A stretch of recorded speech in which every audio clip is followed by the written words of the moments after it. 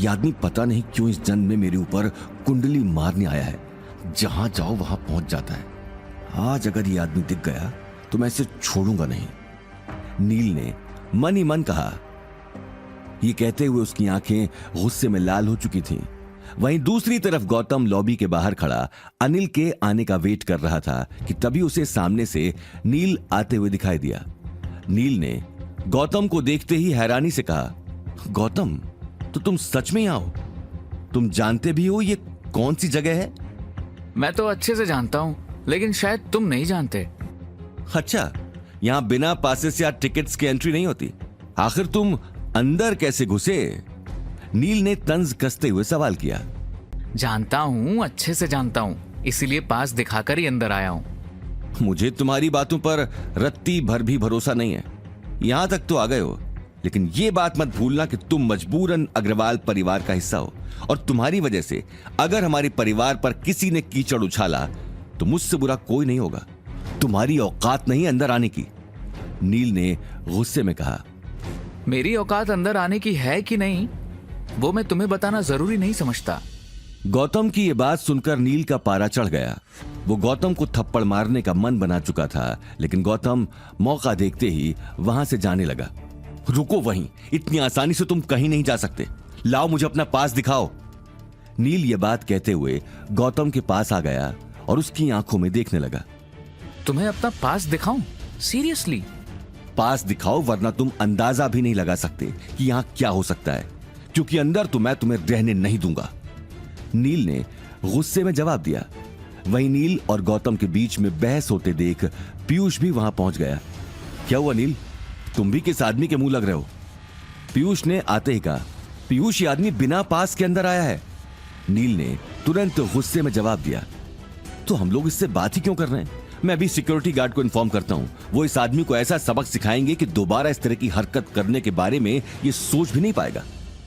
पीयूष ने जवाब देते हुए अपना मोबाइल निकाल लिया और मैनेजर के साथ साथ सिक्योरिटी गार्ड को इन्फॉर्म कर दिया। उन दोनों की बात सुनकर गौतम खामोश खड़ा रहा। उसने अभी तक कुछ कहना सही नहीं समझा।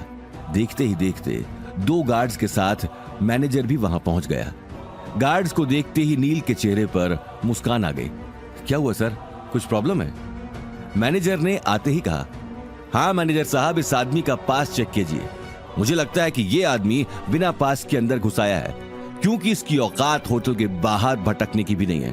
अंदर आना तो बहुत दूर की बात है। नील ने गुस्से में कहा और गौतम की तरफ इशारा कर दिया। यह सुनते ही गार्ड गौतम की तरफ बढ़ गए, लेकिन गौतम ने अभी तक कुछ कहना सही नहीं समझा। नील और पीयूष के साथ हो रहे इस शोर शराबे को देखकर रिया भी वहां पहुंच गई। वहीं नील की आवाज सुनते ही मैनेजर पीयूष को देखने लगा। पीयूष ने उसी वक्त हल्की मुस्कान के साथ इशारा कर दिया। मैनेजर ने इशारा देखते ही अपना मोबाइल निकाल लिया। मोबाइल में आज के सभी गेस्ट की लिस्ट थी। चलो जल्दी से अपना नाम बताओ। सॉरी पीयूष सर, पता नहीं ये लोग कहां कहां से आ जाते हैं। पता नहीं कौन इन लोगों को अंदर आने देता है। मैं देखता हूं, आप चिंता मत कीजिए। अरे सुना नहीं तुमने? नाम बताओ और पास दिखाओ अंदर आने का। ऑक्शन के मैनेजर ने गुस्से में कहा। उसकी गुस्से भरी आवाज सुनकर आसपास के लोग भी गौतम को डिस्गस्टेड निगाहों से देखकर एक दूसरे के कानों में खुसुर फुसुर करने लगे।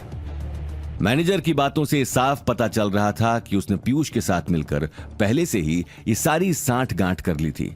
इसका एक कारण यह भी था कि पीयूष के पापा ऑक्शन के मैनेजर को अच्छे से जानते थे, लेकिन गौतम अभी तक चुप था और रिया और नील के साथ साथ सभी की पैनी निगाहें सिर्फ उसी पर ही टिकी थी। मैनेजर साहब, मैं पास दिखाकर ही अंदर आया हूँ और आप मुझसे इस तरह की बात नहीं कर सकते हैं। मैं क्या कर सकता हूं और क्या नहीं कर सकता हूं, ये तुम मुझ पर ही छोड़ दो। मैंने जितना कहा है तुम सिर्फ उतना करो। मुझे पास दिखाओ। इस ऑक्शन में सिर्फ बड़े बड़े लोग ही आए हैं। तुम किस बड़े परिवार का हिस्सा हो? मैनेजर ने तंज कसते हुए पूछा। अरे मैनेजर साहब, ये किसी परिवार का हिस्सा क्या होगा? ये तो मामूली सा घर जमाई है। इसकी तो खुद के घर पर भी कोई इज्जत नहीं है। नील ने मौका देखते ही ताने बरसाने शुरू कर दिए। अच्छा, एक मामूली सा घर जमाई मतलब घर का नौकर, और अकड़ तो देखो जैसे किसी राजा का बेटा हो। मैनेजर ने नील का साथ देते हुए जवाब दिया। देखिए, अब आप अपनी लाइन क्रॉस कर रहे हैं। आगे की कहानी जानने के लिए देखिए अगला एपिसोड सिर्फ पॉकेट एफएम के यूट्यूब चैनल पर और रॉयल वारिस के सारे एपिसोड्स को सुनने के लिए डिस्क्रिप्शन में दी लिंक से डाउनलोड करें पॉकेट एफएम ऐप।